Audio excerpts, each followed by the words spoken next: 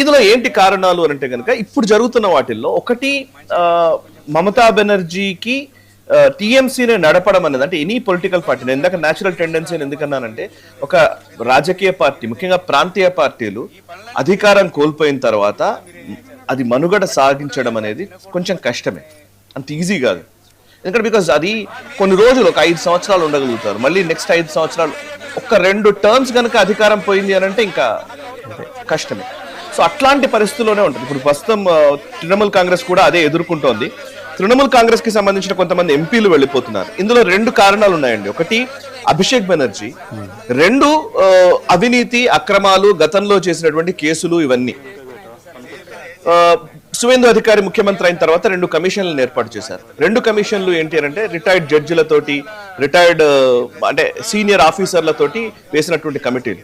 ఒక కమిటీ ఏమో గత ప్రభుత్వంలో జరిగినటువంటి అవినీతి అక్రమాలకు సంబంధించి పూర్తి వివరాల్ని సేకరించి విచారణ జరిపి వాటిని నిందితుల్ని శిక్షించే విధంగా వాళ్ళు విచారణ జరపడం. రెండోది మహిళలపైన జరిగినటువంటి అత్యాచారాల మీద ఒక కమిషన్ వేశారు. ఈ 2 కమిషన్లు ఆల్రెడీ యాక్టివిటీ మొదలు పెట్టాయి. సో ఇందులో ఏంటంటే ఎన్ని అవినీతి కేసులు ఉన్నాయి, చాలా అవినీతి కేసులు ఉన్నాయి. శారదా చిట్ ఫండ్ స్కామ్ దగ్గర నుంచి ఎడ్యుకేషన్ కి సంబంధించి, హెల్త్ కి సంబంధించి రకరకాల స్కామ్స్ ఉన్నాయి. ఆ స్కామ్స్ అన్ని ఇప్పుడు వెలికి తీసే ప్రయత్నం చేస్తున్నారు.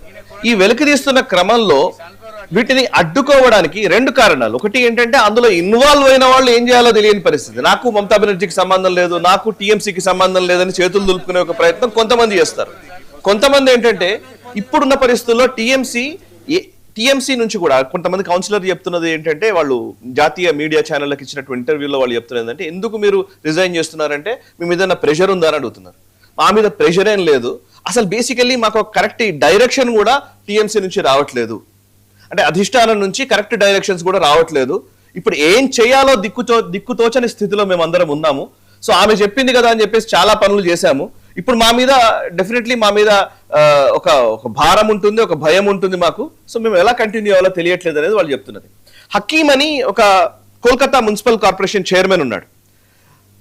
కోల్కతా మున్సిపాలిటీ పరిధిలో, మున్సిపల్ కార్పొరేషన్ పరిధిలోనే సుమారు 17 భవనాలు, కట్టడాలు అభిషేక్ బెనర్జీకి సంబంధించినవి ఉన్నాయి. వాటికి నోటీసులు ఇచ్చింది కోల్కతా మున్సిపల్ కార్పొరేషన్.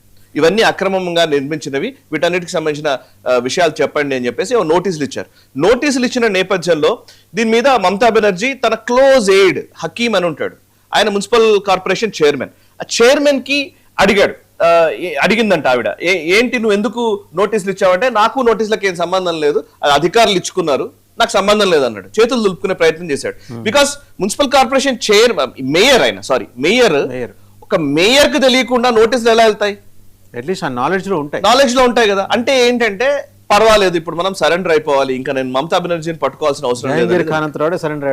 ఇందులో తర్వాత తెలిసింది ఎగ్జాక్ట్లీ, ఇంకా తర్వాత తెలిసింది ఏంటంటే, ఇప్పుడు ఇంకో విషయం కూడా బయటకు వచ్చింది ఏంటంటే, అభిషేక్ బెనర్జీ పట్ల వ్యతిరేకత ఉన్నటువంటి చాలా మంది వాళ్ళ రిజైన్లు చేస్తున్నారు.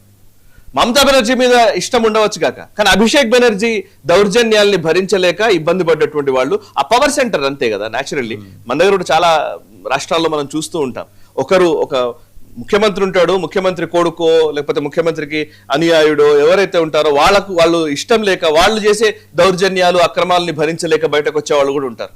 మనం కూడా చూస్తున్నాం కదా. సో సేమ్ అభిషేక్ బెనర్జీ మీద వ్యతిరేకతతో కూడా చాలా మంది వెళ్ళిపోతున్నారు. ఫస్ట్ రిజిగ్నేషన్స్ ఇస్తున్నారు. మీకు కొన్ని చెప్తాను నేను.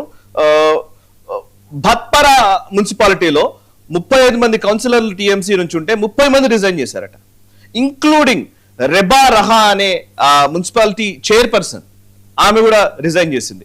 ఇంకోవైపు హలీ సహార్ మున్సిపాలిటీకి సంబంధించి 23 మంది కౌన్సిలర్లు ఉంటే 16 మంది రిజైన్ చేశారు. ఈవెన్ కచ్రాపారా మున్సిపాలిటీ పరిధిలో 14 మంది కౌన్సిలర్ రిజైన్ చేశారు. సో ఇట్లా అన్ని ప్లేసుల్లో ఇదే జరుగుతోంది, అన్ని మున్సిపాలిటీ పరిధిలో. ఇందులో ఇంకొక కారణం ఏంటంటే, ఇప్పుడు మమతా బెనర్జీ ఏ పిలుపునిస్తుందో తెలియదు, ఇప్పుడే పక్క జరగడం బెటర్. రేపొద్దున ఒక నెల తర్వాత మళ్ళీ మనం రాస్తా రోకోలు చేద్దాం, ప్రొటెస్ట్లు చేశారనుకోండి, ఈ నాయకులందరూ రావాల్సి వస్తుంది. వచ్చిన తర్వాత వాళ్ళు ప్రొటెస్ట్లు ఉంటే వాళ్ళు మళ్ళీ ఇబ్బంది పడాల్సి వస్తుంది. సో అసలు ఫస్ట్ కొన్ని రోజులు మనం పక్కకు జరిగితే బెటర్ అనే ఉద్దేశంతో ఉన్నారు. ఇవాళ మీరు ఇప్పుడు క్వశ్చన్ అడిగారు, ఎవరు దీన్ని ఎవరు ఈ ప్లేస్ ని ఎవరు తీసుకోగలుగుతారు, ఎవరు వస్తారు అని. మమతా బెనర్జీ రేజ్ ఎట్లా అయింది? కమ్యూనిస్ట్ పార్టీ, కాంగ్రెస్ పార్టీ ఉన్నప్పుడు రెండింటి మధ్యలో పోరాటం ఉండేది. కానీ మమతా బెనర్జీ పార్టీ పెట్టిన తర్వాత కాంగ్రెస్ ఖాళీ అయింది, మమతా బెనర్జీ ఆ ప్లేస్ ని తీసుకుంది, అంతే కదా న్యాచురల్లీ. సో మమతా బెనర్జీ టీఎంసీకి కమ్యూనిస్టులకి మధ్య ఒక యుద్ధ వాతావరణం ఉన్నప్పుడు కమ్యూనిస్టులు అవుట్ అయిపోయారు. వీళ్ళైతే ఆ పార్టీలోకి వెళ్ళలేరు కదా, కమ్యూనిస్ట్ పార్టీకి కమ్యూనిస్ట్ పార్టీల నుంచి వచ్చిన వాళ్ళు కూడా చాలా మంది ఉన్నారు. కమ్యూనిస్టులు ఆఖరికి అంటే బెంగాల్ రాజకీయాల్లో ఇంకా డిఫరెన్స్ ఏంటంటే కమ్యూనిస్టులు కూడా బీజేపీకి సపోర్ట్ చేశారు మొన్న. అంటే అక్కడ ఇప్పుడు మనం బతకడం ఇంపార్టెంట్ అనే పరిస్థితి వస్తుంది ఒక్కోసారి వచ్చినప్పుడు. ఇప్పుడు వాళ్ళు రాజకీయంగా నిలదొక్కోవాలి అని అంటే టీఎంసీ గొడుగు నుంచి కమ్యూనిస్టుల గొడుగు కింద కూడా పోయిన ఆశ్చర్యం లేదు. ఇంకొక అనాలిసిస్ కూడా వచ్చింది, ఒక